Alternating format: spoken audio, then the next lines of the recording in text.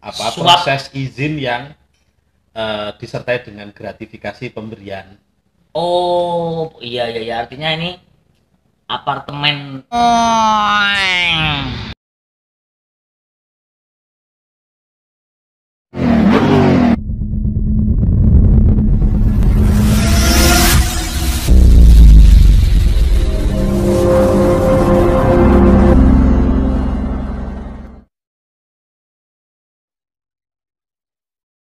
Cuk, cuk, ketemu meneh karo Bolo Dewi iki. Aku sudah lama sekali nggak ketemu beliaunya ini Mas Muhib ya.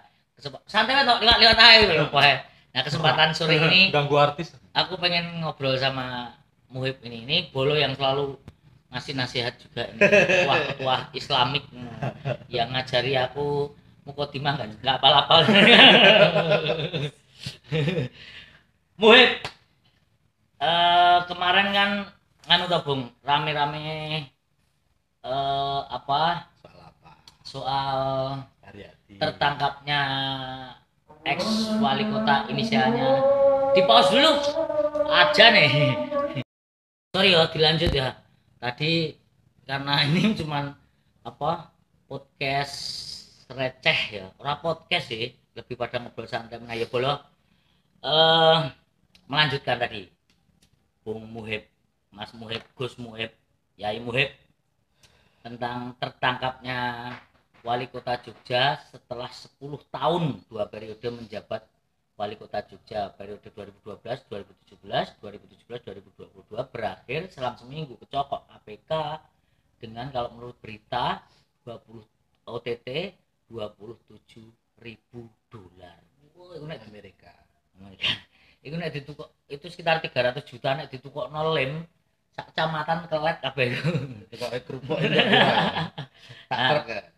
Piye menurut sampean piye? Terus dengan apa perjuangan teman-teman di Jogja terkait hotel misalkan yang ngetren kan wali hotel itu dulu pernah ada tulisan wali hotel. Ya sebenarnya kan perjuangan teman-teman itu kan sudah sangat lama sekali. Terkait dengan bagaimana kritik teman-teman terhadap wali kota HS ini. Hasu inisialnya. Hotel Santika Iya, maksudnya. nyebut merek malah kok tak tit. Maksudnya kan Hotel Santika HS kan gitu. Sebenarnya kan istilahnya enaknya ngomong itu kan teman-teman sudah mengingatkan sejak lama. Sebaiknya sebagai seorang wali kota, kritik dari teman-teman harusnya kan didengar bagaimana proses-proses izin yang dikeluarkan oleh saudara HS ini perlu ditinjau kembali kan begitu, karena melihat kondisi Jogja sendiri ketika kita melihat realitanya seperti kampung miliran rumahnya ente itu yang tidak ada airnya, kemudian mandi pasir itu kan sebenarnya Mas Dodok kan sudah lama menyampaikan itu. Oh, saya korban karena sumur saya kering. Bukan korbannya wali kota, korbannya hotel. Korbannya dampak dari dikeluarkannya izin-izin ya, itu kan. Mungkin di situ ya. Oh, intinya jadi kemarin yang tertangkap itu kan suap apartemen apa lupa royal apa gitu. Nah, artinya berarti 106 izin hotel semasa Haryadi Suyuti menjabat itu. Lo kok sebut nama? Kan udah tersangka. Oh iya ya. Yang kurang ono tulisannya Haryadi Suyuti. Berapa menit itu? Lanjut aja terus. 13. Santai wae. 3 menit kok lama? Ya terus toh, santai toh. Berarti karena tertangkapnya itu artinya harus yang sudah keluar dan sudah jadi hotel harus ditinjau ulang gitu ya. Harusnya begitu. Karena melihat ada indikasi proses izin yang disertai dengan gratifikasi pemberian.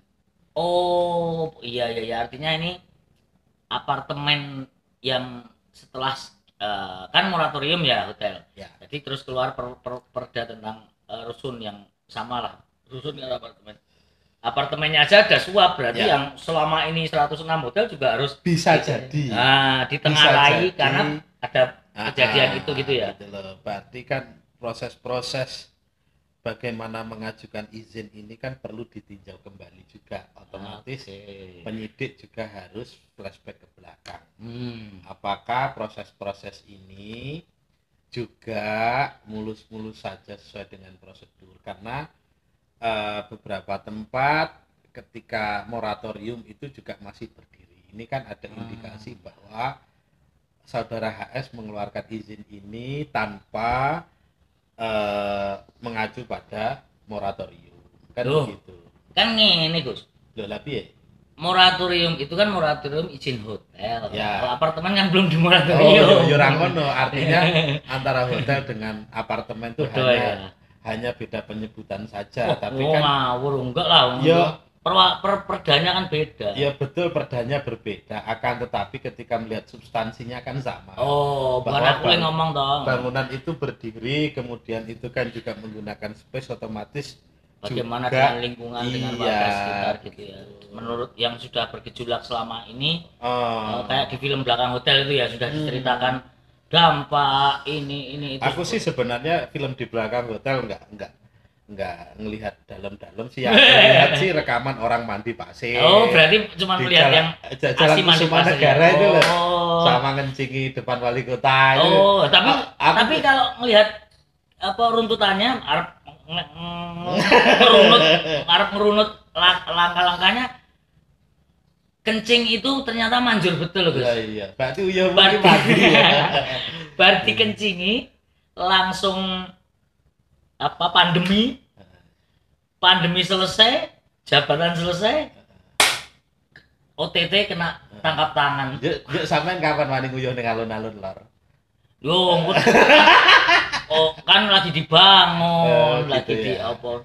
Kok nguyuh ning alun-alun ada toiletnya itu Gus di pojokan? Ada ya. Aku berani. Nanti kalau kamu nguyuh di sana, aku pernah toilet.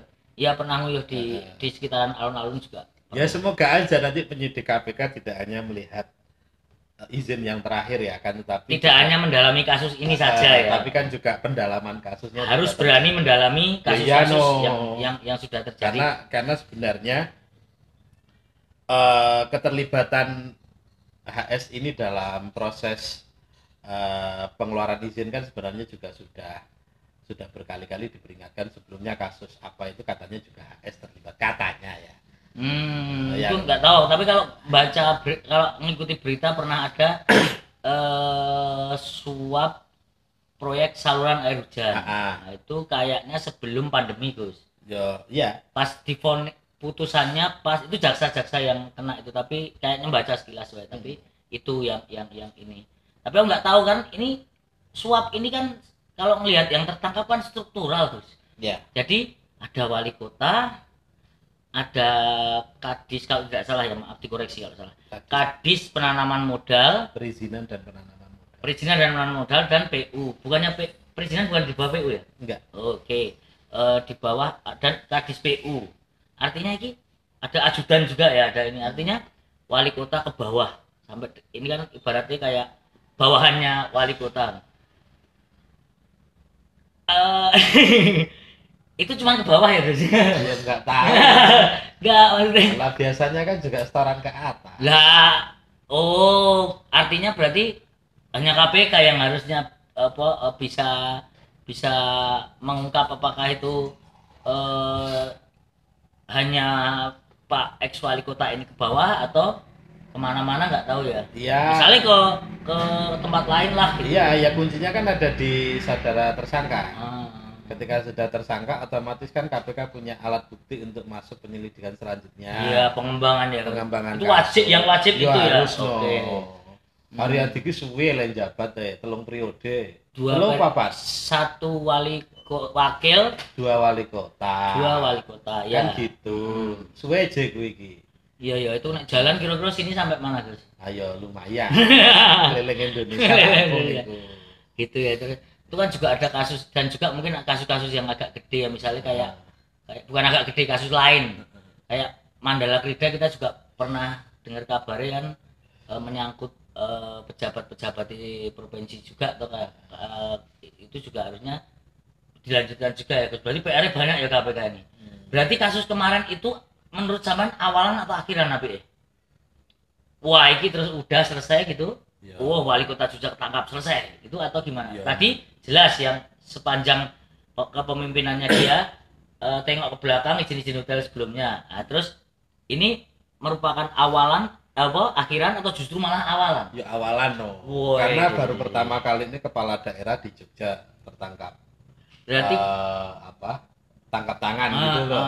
Artinya kan Jogja kan nggak hanya kota madya Jogja Gus ya. Iya. Ada Kabupaten Sleman, maksudnya wilayahnya ya. Ada Kabupaten Sleman yang juga marak pembangunan apartemen ya Gus. Terus Gunung Kidul yang marak sekarang tempat wisata, Bantul, Kulon Progo apalagi sejak ada bandara yang dibangun gede sekali gitu, perlu juga diperhatikan ya Gus. Bukan hanya diperhatikan. Ditindak, enggak ditindak lah, diperhatikan dulu ada enggak nih. Iya, mestinya kan KPK ku ndek data sing koyo ngono ki mesti. Ya, artinya analogine mancing kayak aku pernah bilang analogine mancing, ini sepanjang Sungai Kalicode. Di sini mancing sudah 15 tahun enggak 15 hari enggak dapat, hari ke-16 dapat. Nah, artinya dia kan pasti nyari spot yang searahnya ini juga. Iya. Mau sungai ini ke atas atau sungainya ke bawah mesti perlu dicari ya. Betul. Jadi memang perlu ya penegakan hukum. Ketika penegakan hukum itu bisa ditindak secara serius, otomatis sebenarnya dampaknya adalah pada keadilan dan kesejahteraan rakyatnya. Jadi pemimpin kan harus difoto gitu, dari situ. Difoto. Jadi biar kelihatan kamera kerennya ini sama yang ngobrol gitu ya. Betul. Jadi memang kita harus mendorong bagaimana pemerintah itu bersih ya. Amin. Seperti yang diamanahkan Gus Dur pada kita. Nah, iki apa quote-nya Gus Dur ini? Karena ini di Gus Durian ya, teman-teman, ini di Bolo-Bolo, ini di Gus Durian ini. Beliaunya pengurus Seknas Gus Durian. Ya nanti tak cari dulu quote. Oh, nanti quote-nya nyusul nanti di habis ini terus nanti lihat bawah ini ya. Lihat tuh. Di sini di bawah ini quote. PR ya, pokoknya malam ini harus ngasih quote-nya Gus Dur tentang bagaimana pemimpin harus bersih, sehingga kan soalnya pemimpinnya kabeh korup kan yang sengsara dampaknya ke rakyatnya Gus. Betul Gus? Ke kita. Kita ini kan rakyat biasa. Ya, saya rakyat istimewa lah, wong daerah saya istimewa. Saya juga KTP-nya kota. Nah, berarti istimewa sama. Warganya Haryadi ya kita ya. Ya, saya tapi nggak nyoblos aku. Sama aku juga. Karena waktu itu pergi aku Gus, Pak, naik gunung. Karena saya juga nggak pernah sama Haryadi. Wah, kurang ajar gitu. Loh iya, saya nggak nyoblos Haryadi gitu loh. Jadi dari awal harus diterawang wis. Nah, iya, dia tidak menunjukkan indikasi pemimpin bersih ya, sudah di demo teman-teman ya ora digateke. Oh, artinya tahap dia masa periode pertama wis jelas gitu ya. Saya sudah distrust gitu loh. Oke. Dan dulu kan juga ada festival pencarian. Wah, itu siapa yang buat? Itu nanti tak tit Gus, karena enggak menarik. Nanti tak edit. Oke, Gus, matur nuwun bincang-bincangnya, lain waktu pasti akan kita sambung lagi. Isi oleh tuh aku dolan ini. Alah. Nyocot-nyocot ini. Lain ora jebol lawangnya. Oke, bolo-bolo. Sampai di sini dulu edisi ngobrol dengan Bung Muhib Gus Durian. Sampai ketemu di Wali Kota. Nyocot-nyocot berikutnya. Cus, Gus, tinggal thumbnail Gus.